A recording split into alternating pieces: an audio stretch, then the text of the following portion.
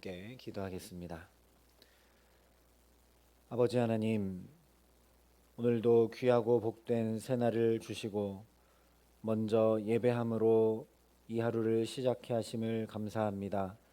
아버지 하나님, 오늘 하루의 모든 걸음이 내 구주 예수를 더욱 사랑하는 걸음걸음이 될 수 있도록 이 시간 우리에게 함께하여 주시옵소서. 주를 사랑함이 더욱 많은, 그래서 행복하고 귀하고 복된 걸음걸음을 살아가는 데 부족함이 없도록 오늘도 은혜로 가득 채우시고 주의 생명의 말씀으로 가득 채우시며 성령으로 연약한 우리를 도우시고 붙드시며 함께하여 주시옵소서. 감사를 드리며 우리 구주 예수 그리스도의 이름으로 기도합니다. 아멘. 오늘 우리에게 주시는 하나님 말씀은 출애굽기 35장 20절부터 29절까지 말씀입니다. 출애굽기 35장 20절부터 29절까지 말씀입니다.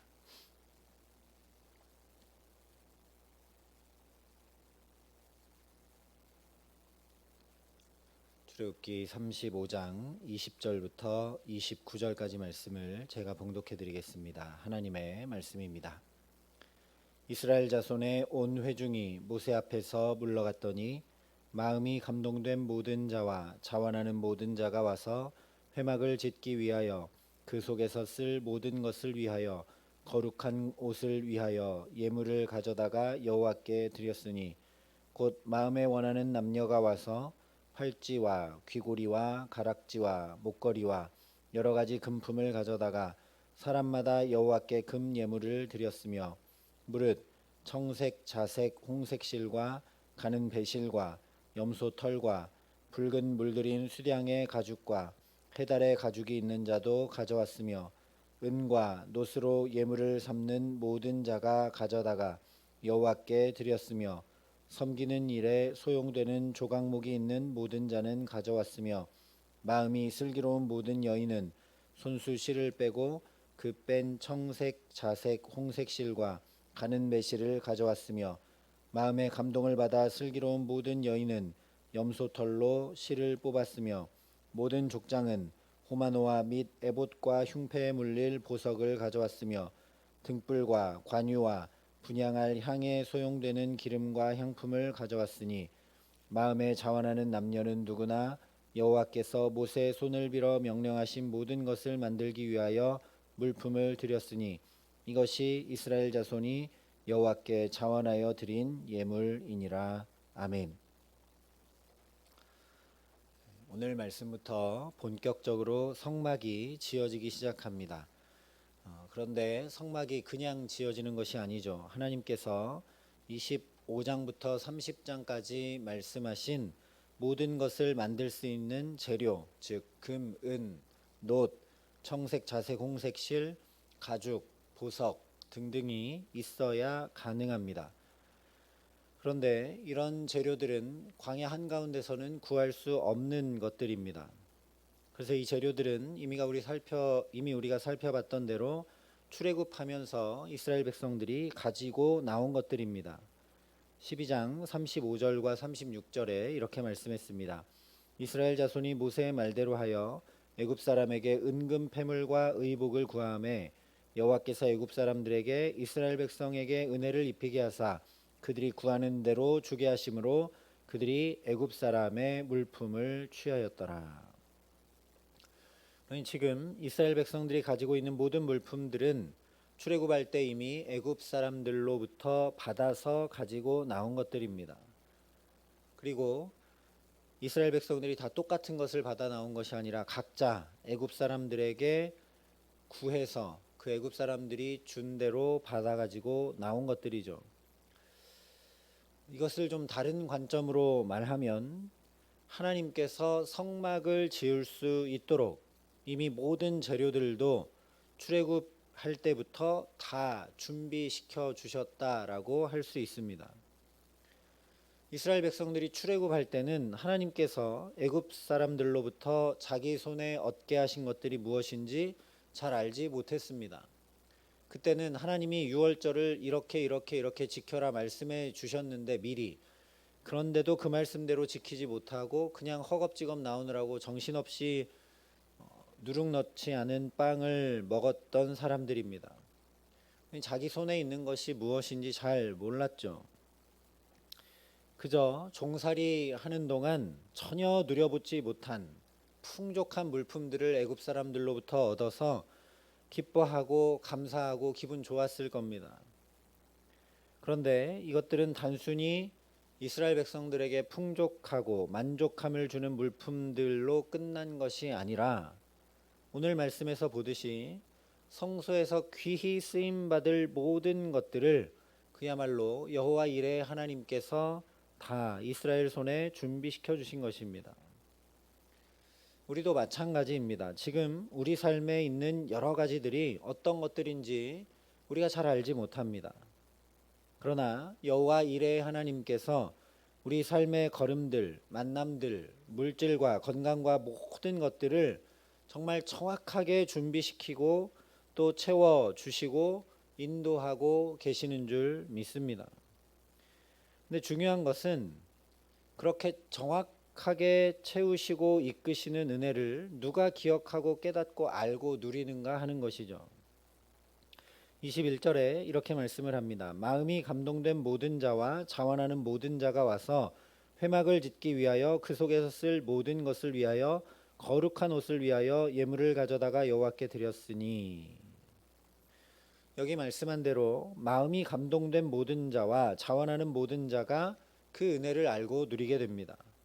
하나님이 지금 내 삶에 허락하신 것들이 얼마나 귀한 것들인지, 귀히 쓰임 받을 것들인지, 하나님이 얼마나 놀랍게 채워주신 것들인지, 이런 것들을 마음이 감동된 자, 자원하는 모든 자가 알고 누리게 됩니다. 그렇지 않고는 마음의 감동과 자원으로 결코 드릴 수 없게 되기 때문입니다.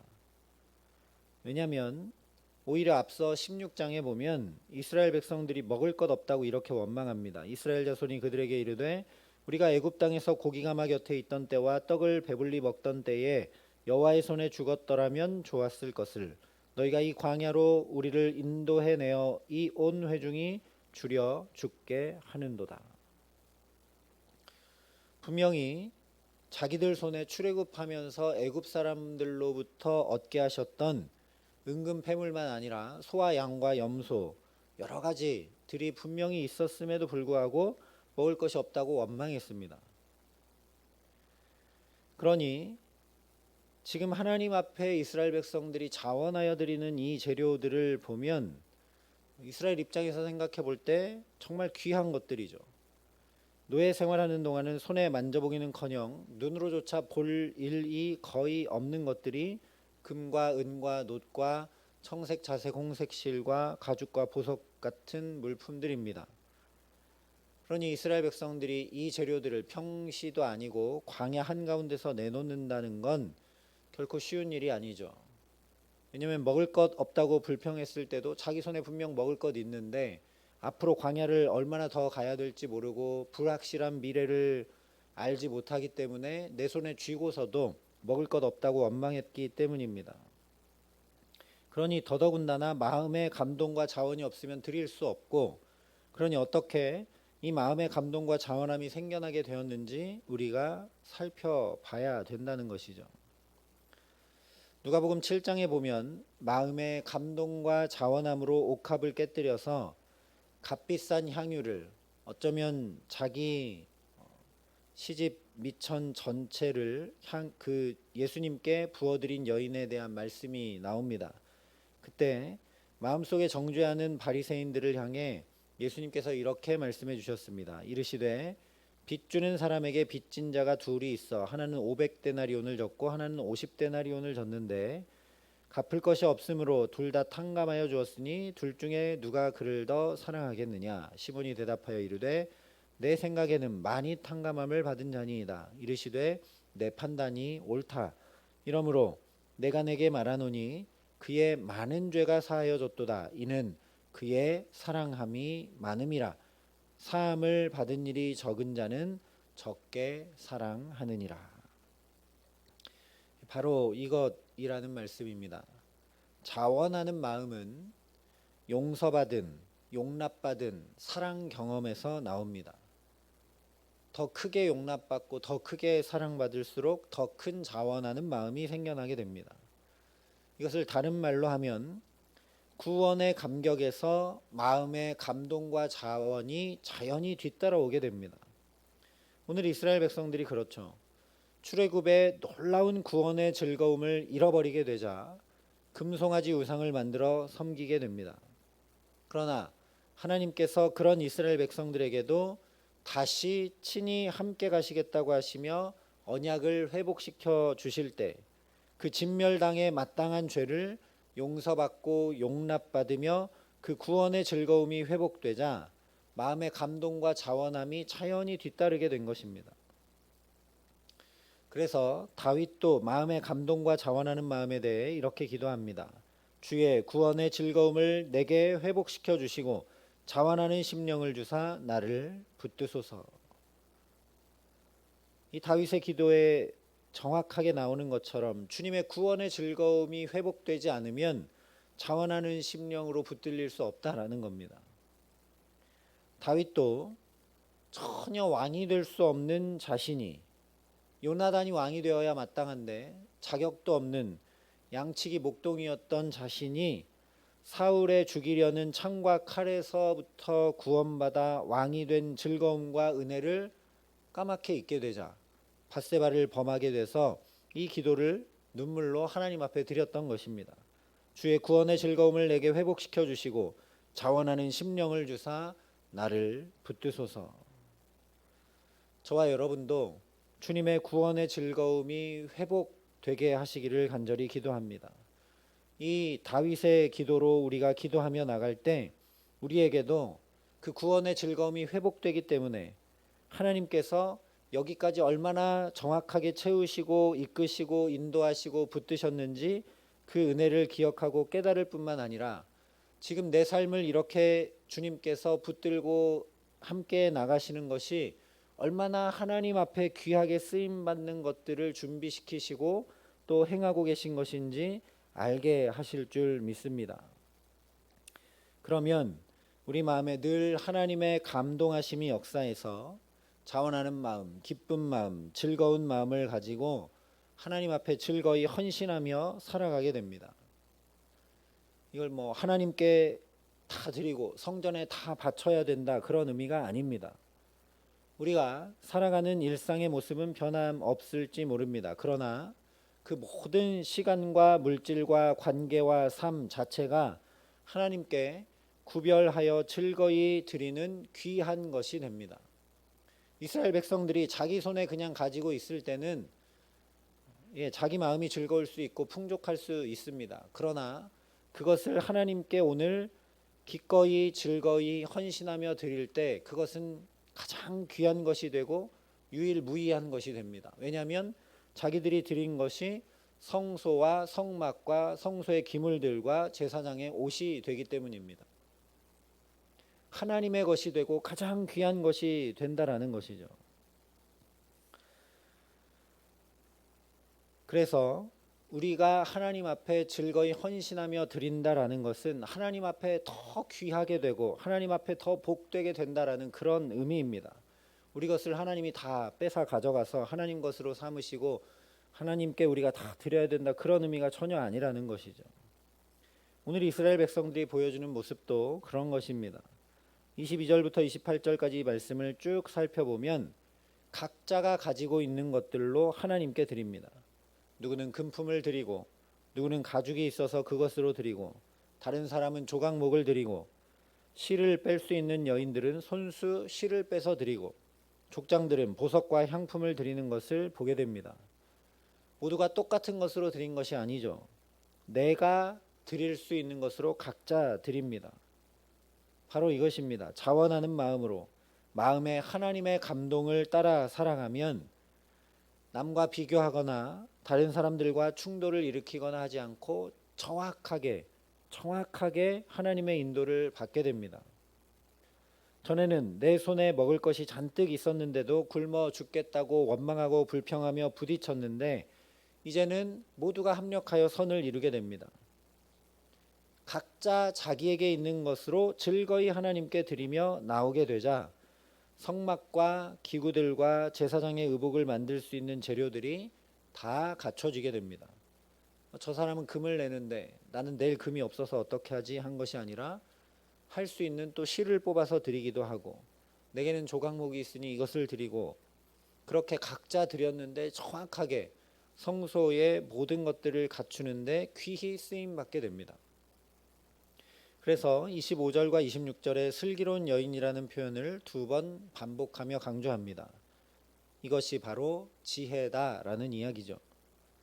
그러니 마음이 감동되고 자원하는 마음으로 사는 것이 얼마나 중요하고 복된 일인지 알게 됩니다.